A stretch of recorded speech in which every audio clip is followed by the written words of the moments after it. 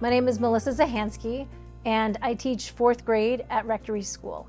4th grade at Rectory is a self-contained classroom. I teach math, literacy, science, and social studies, and the children venture to other parts of campus for art, Spanish, music, and library. Our literacy curriculum is composed of many components. We have Lit Circle every day.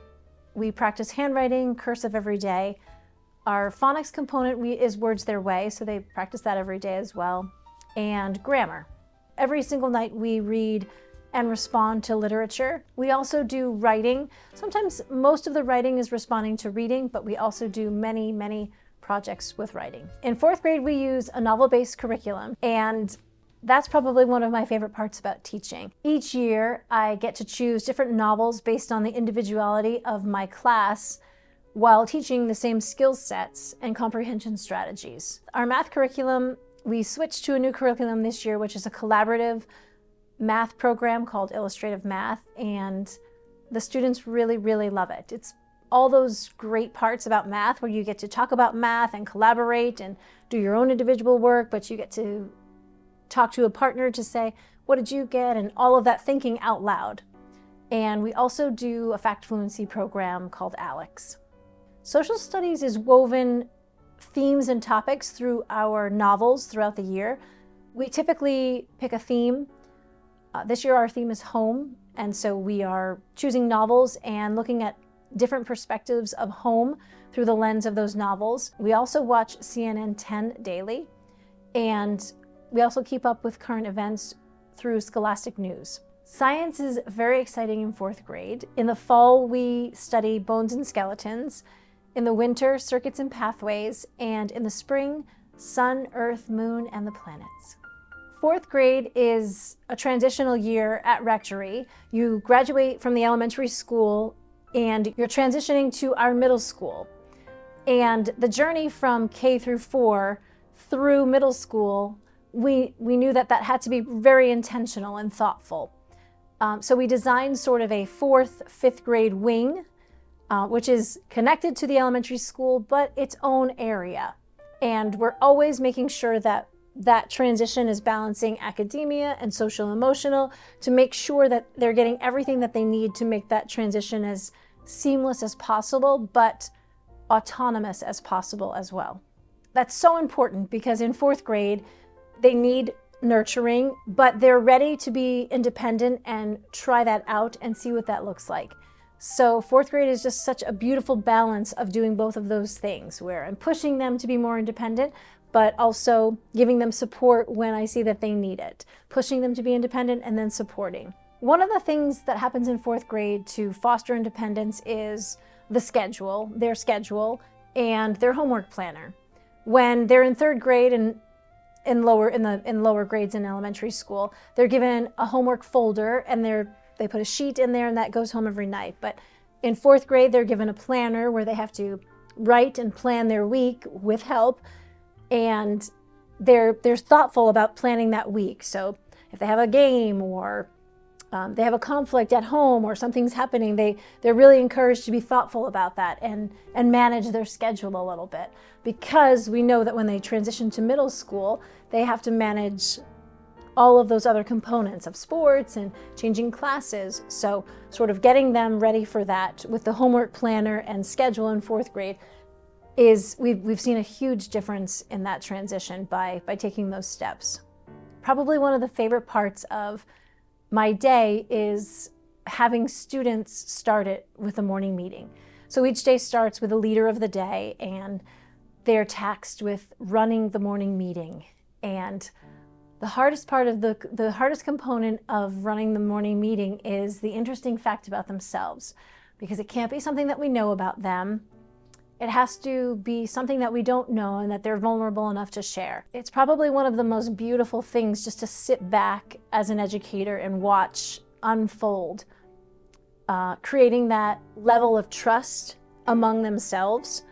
And they have to do that organically. They're sort of thrown into that. I scaffold that a little bit, but they are leaders and running the morning meeting probably within the first 2 weeks of school. That's probably my favorite part of the day because they enjoy it so much. They feel so empowered with this responsibility.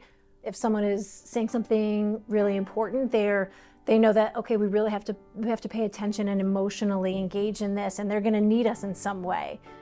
And watching that unfold as the year goes on is probably one of the most magical things in fourth grade. My teaching philosophy is simple, but doing the work can be very complex. The philosophy is simple because you develop trust with your students and you see your students as individuals. And the work of doing that is very complex, but ultimately extremely rewarding for those students. It's all about building trust. If my students trust in me that I'm doing what's best for them and always looking and seeing them for who they are and what they need, then we can do anything in fourth grade. If you ask my students about my teaching style, they'll say that it's strict. But what I think they really mean is she expects a lot out of me, but I can do it and she'll be there to help me through it. They really want to rise to the occasion, and they know that they can do it if they work really hard and push themselves. And I think that has a lot to do with the climate of trust that you create from the beginning of the year. That component of trust comes with them knowing that if there's something happening in the room or if someone needs some extra attention or support, that we stop, the couche comes out, and we work through it as a class.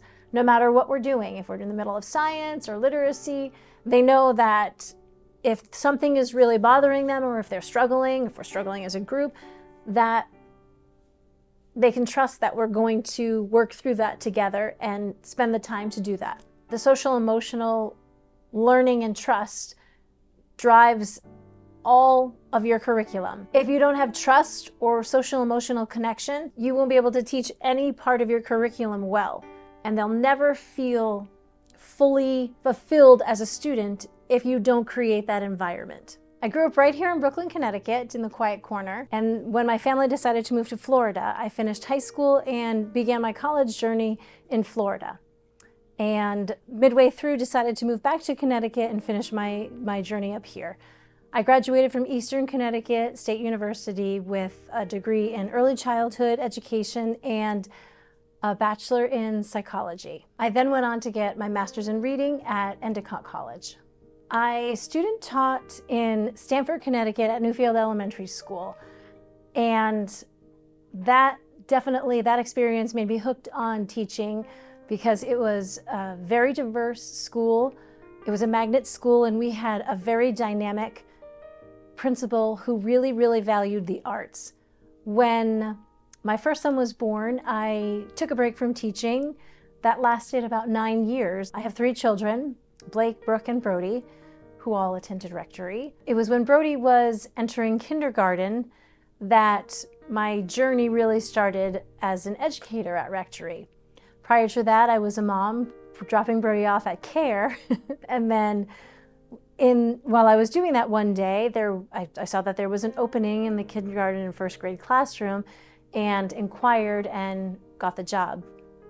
Unfortunately for Brody, well, maybe I thought it was fortunate, but maybe Brody thought it was unfortunate.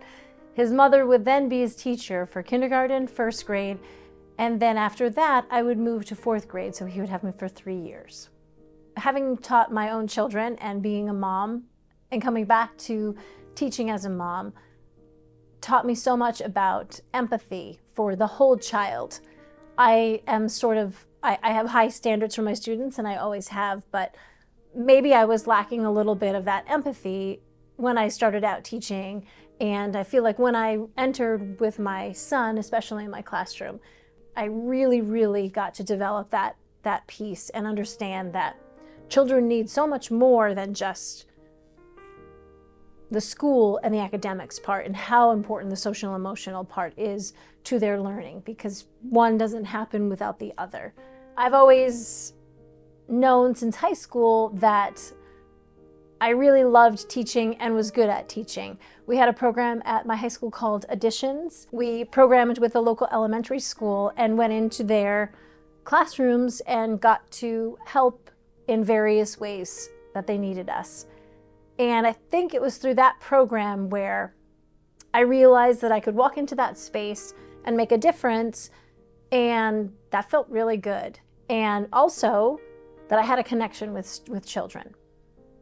Something I love about teaching at Rectory is the time that I have to develop relationships between my students and families. Something special that we do is a student parent teacher conference.